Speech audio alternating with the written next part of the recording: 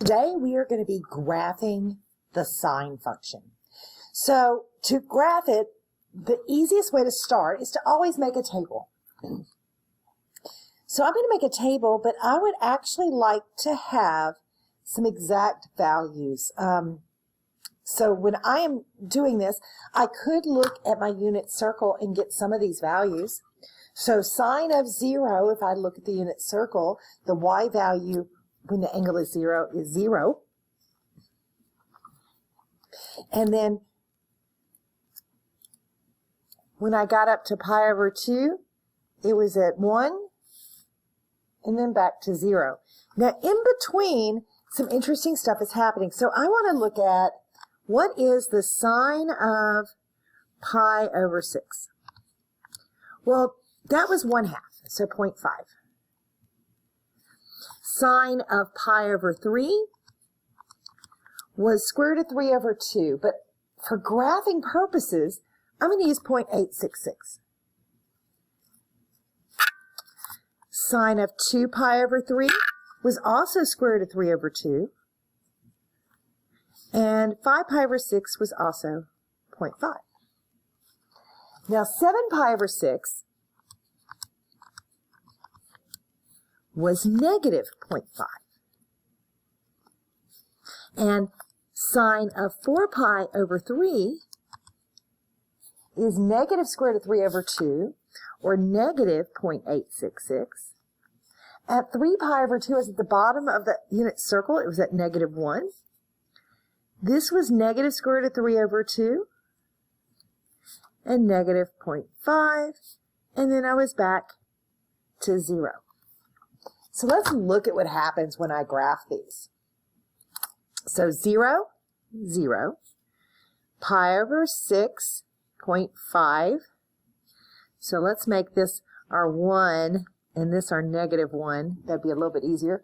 So 0.5 would be here. Pi over 3 would be 0.866, and then we're at a 1. 0.866, 1/2, 0. Negative half, 0.866, negative 1, 0.866, negative 0.5, and 0. And then we go around the circle again.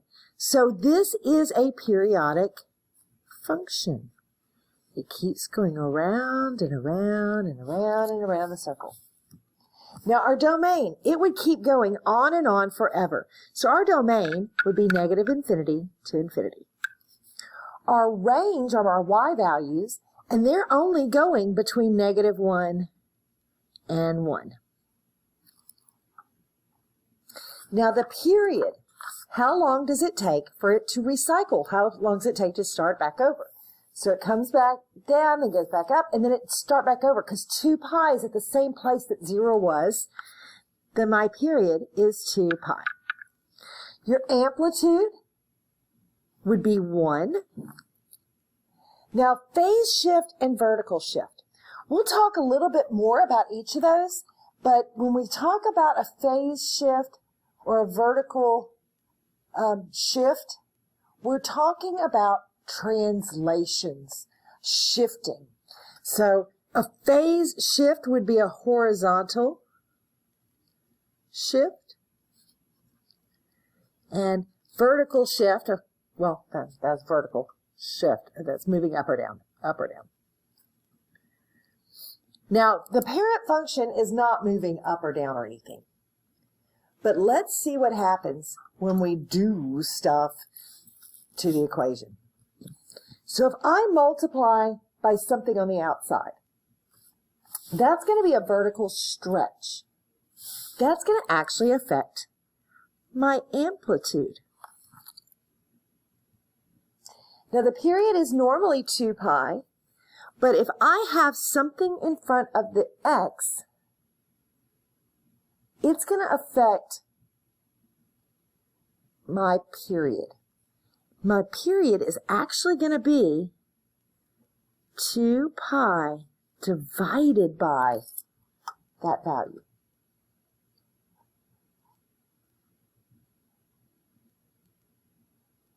Now, phase shift. This means moving left or right. Now, normally, we would just say whatever this C is doing, we're going to do the opposite. But the easiest way to figure out where we're going to start when we're shifting left and right is to take what's inside here and set it equal to 0. That's going to be your new starting point. Now the vertical shift, hey, that's where it always has been, whatever we add or subtract at the end. Okay, so let's look at the amplitude, the period, and any vertical shifts that may have happened. All right, so vertical shift, did it move up or down? Well, no, it's centered on the x-axis, so there's none. The amplitude, though, is taller than what we had. It's 2. The period, we start, we go up, we go down, we come back, it's 2 pi. Next one. Oh, look, this one's not centered around the x-axis. So it is shifted down 1. Now the amplitude, we're going between 0 and -2, so that's 2 steps. That means my amplitude would be a 1. All right, so we start here, go up, down, come back. This time the period is pi. Vertical shift. Has this shifted? Well, yeah, this is supposed to be at the origin, and it's not. It's a vertical shift up 2. Now the amplitude, we've got 5 down to -1. If I start at that little midline and count, and it's up 3. But it's also flipped. Normally, look, our graph goes up, then down, then back. This one's going down, then up. So it's flipped also. The period, we start here, we go to here, the period is 2 pi. So let's look at steps to graphing any sine function.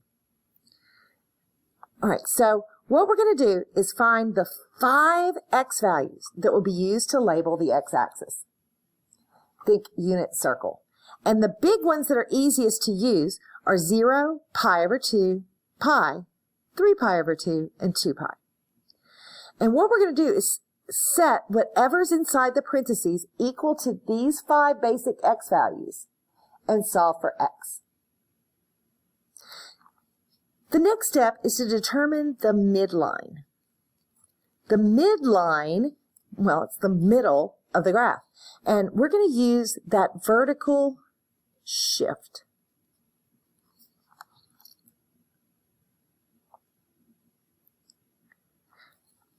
Next, find the amplitude. The amplitude will tell you how high and how low to move from the center line. Next, we're going to plot our 5 points based on the parent function. And then we will sketch our graph.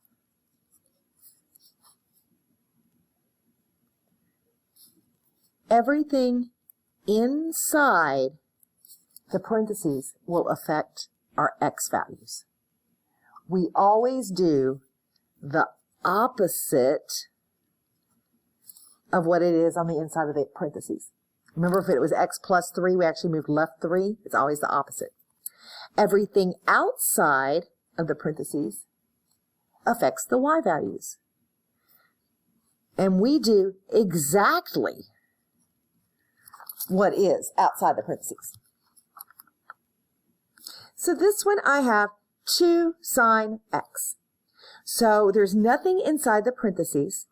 So our x values are our 5 basic x values of 0, pi over 2, pi, 3 pi over 2, and 2 pi. When x is 0, my y value was normally 0. So, wait, let me mark these places. That's what we want to make sure we have labeled. Now, this is my center line. And how far am I going to go up and down? Well, this 2 on the outside is telling me my amplitude. Normally, at pi over 2, the sine graph went up to 1. Now it's going to go up to 2. We go back to the center, and then go down 2, and then back to the center. So we're starting here. At pi over 2, we're going to reach our max, back to pi, down, and back. Now, knowing how periodic functions work, I can actually draw the opposite side, so I have 2 full periods. Remember, a periodic function is going to repeat itself over and over and over. All right, so this time we have something on the inside of the parentheses. So let's set that equal to each of our 5 main x values from the unit circle.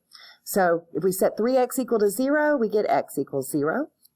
3x equals pi over 2. That's pi over 6.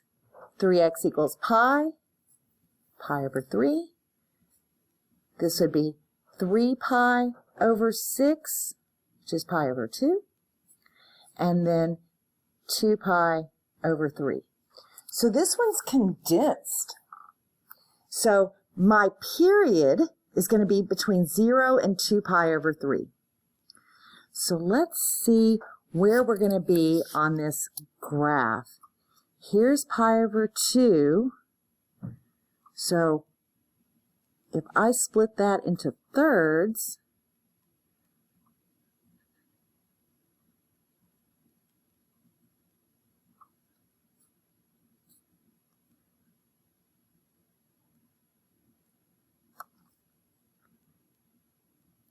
here we go. Okay, so we're starting at 0, and we're going to land at 2 pi over 3,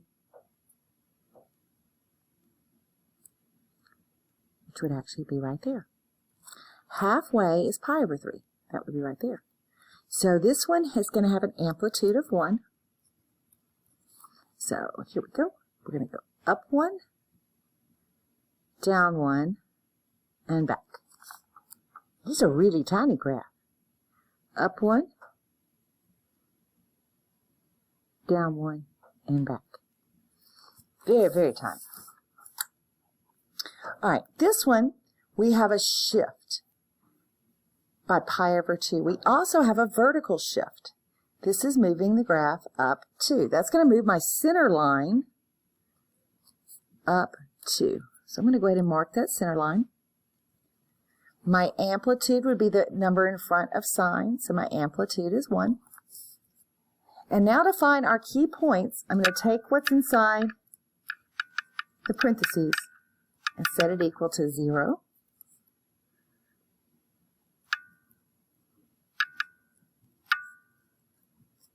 pi over 2, pi,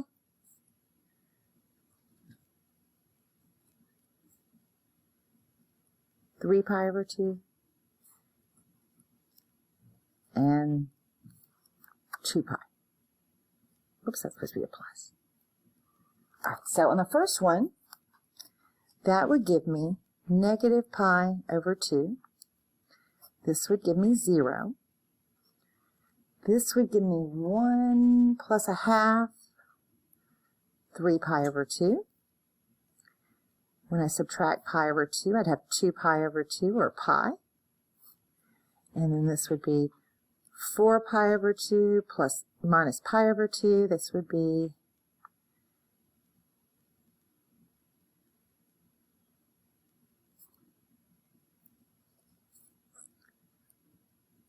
3 pi over 2. I messed up on that one. That should have been pi over 2. Okay, so those are our key points. Now we're going to start at negative pi over 2. Then we're going to reach our, we're going to need 0, pi over 2, pi, and 3 pi over 2. So remember, our period is going to be from negative pi over 2 to 3 pi over 2.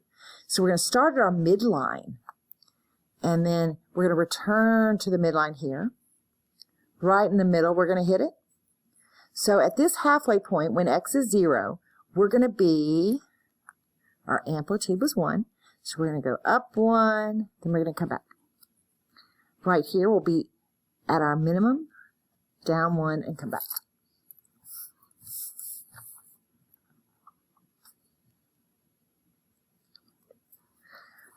Okay, center line, we went up 1.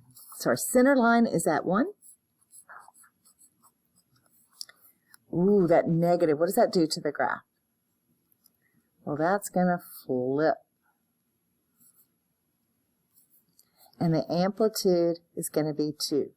Now notice that there's nothing happening inside the parentheses, so we do not have to worry about any phase shift. But we are moving up 1. So we're going to start here and come back to our normal points. But instead of going up 2, amplitude was 2, I'm not going to go up 2, this is flipped. So I'm going to go down 2 steps, return, up 2 steps, return. And you could continue it if you wanted to have 2 full cycles.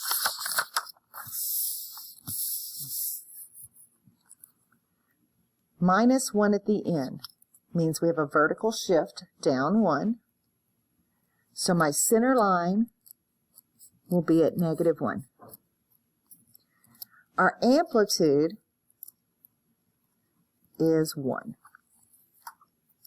So let's take what's inside the parentheses and set it equal to our main 5 numbers.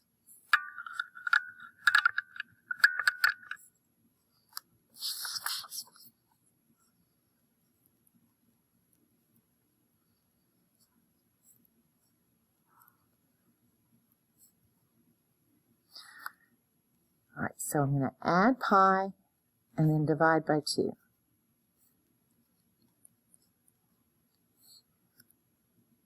Add pi, that would give me 3 pi over 2, and divide by 2, be 3 pi over 4. Add pi, divide by 2, add pi, that'll be 5 pi over 2, divided by 2, that's 5 pi over 4. Add pi, divide by 2, we're at 3 pi over 2. Okay, so those are our key numbers. And we know our period is going to go between pi over 2 and 3 pi over 2. So I kind of focus on where we hit the center line. So we're hitting the center line. Whoops. Well, we would hit it there too. But here, here, and here. Now, the amplitude was 1. So I'm just going to go up 1, then touch the midline, down 1, and touch the midline. I could even go back and do 2 full cycles. No vertical shift on this one, so we are hitting right here on the x-axis. The negative in front means we have a reflection over the x-axis.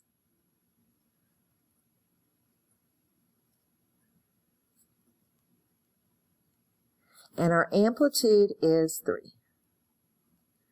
So remember, that reflection over the x-axis means instead of going up first, we're going to go down first.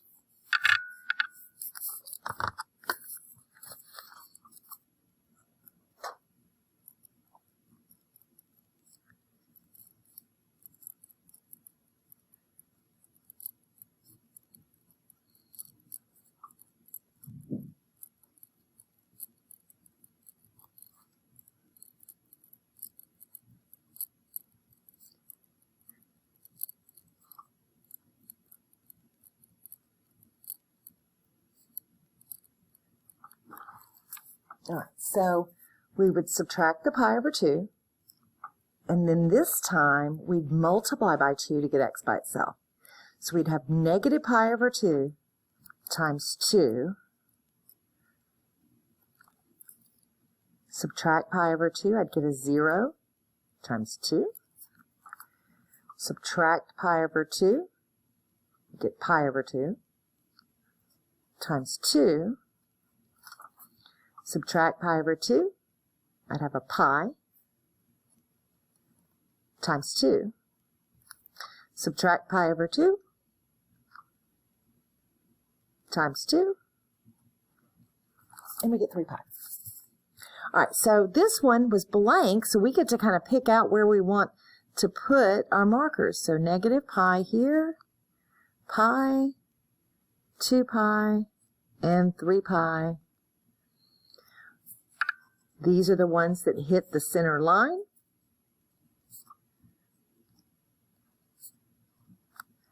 And since it's a negative in front, we're going to go down 3 first, and then back. Up 3, and back. Last example. We do have a vertical shift. Up 2. That puts my center line at 2. So I'm putting my little dashed line there. I'm going to take what's inside the parentheses, whoops, and set it equal to our 5 points.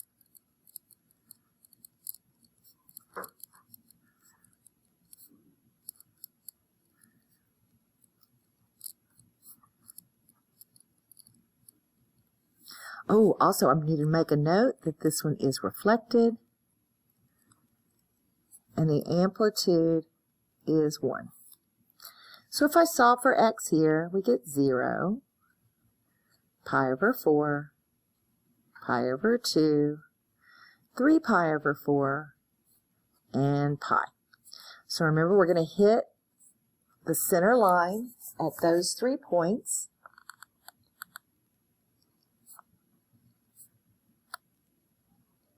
Now this one is reflected, so we're going down first, down 1, come back, up 1, come back.